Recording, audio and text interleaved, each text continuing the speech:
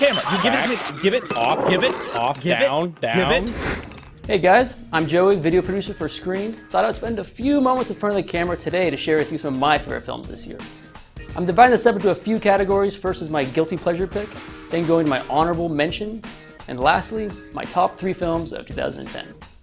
My guilty pleasure pick is Nimrod Antal's Predators.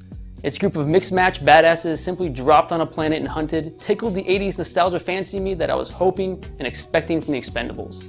Sure, it's got some real pacing problems and a horrible closing line, but fantastic action sequences and the unabashed throwbacks to the original Predator, both technically and narratively, such as the slow dissolved transitions to the meditative use of hunting tactics, all complemented by Adrian Brody Schwarzenegging it up, left me in a complete state of giddy.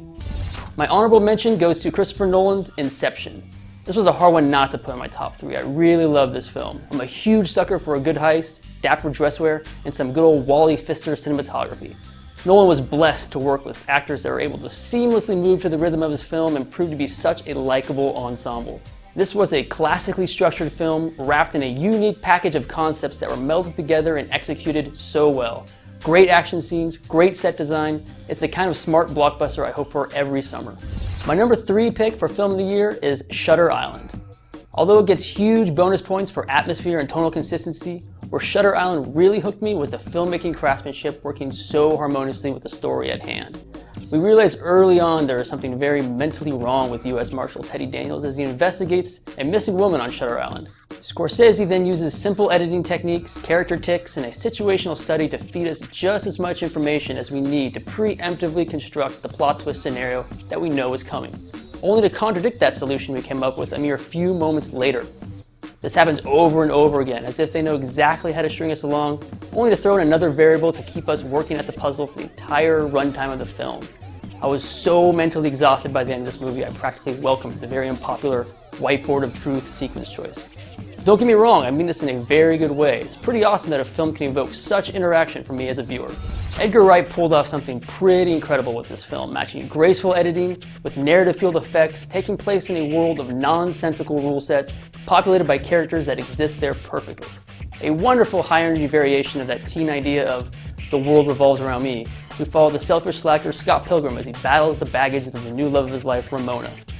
However, it was supporting character Knives Chow I fell in love with. Ellen Wong plays Knives like a living and breathing emoticon, as she travels in the parallel character arc to Scott, even going as so far as to completing it, where Scott falls slightly short.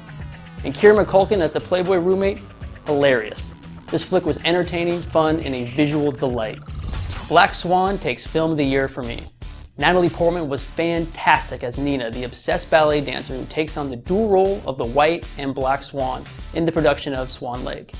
With a ferocious intensity, Aronofsky takes us through the destructive disassembling of Nina's psyche while simultaneously stitching it into the tragic fate of the Swan Queen narrative.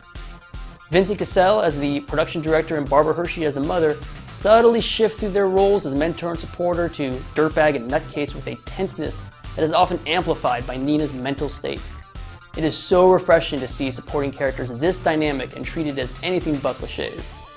And Portman never shies away from her role as Nina. She allows the camera to get right up in her grill as she physically conveys the obsessive nature of her ballet practice, the social awkwardness of being outside of that element, and even the much darker raw id of the Black Swan as it slowly surfaces.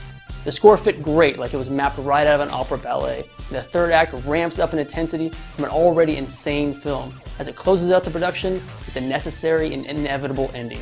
I love this film. So that does it. Those are my thoughts on the films of 2010. Pretty good year in my opinion. You'll probably see me again next year when I give you my thoughts on the 2011 films. Until then, throw some comments below and let us know your favorites. Take care.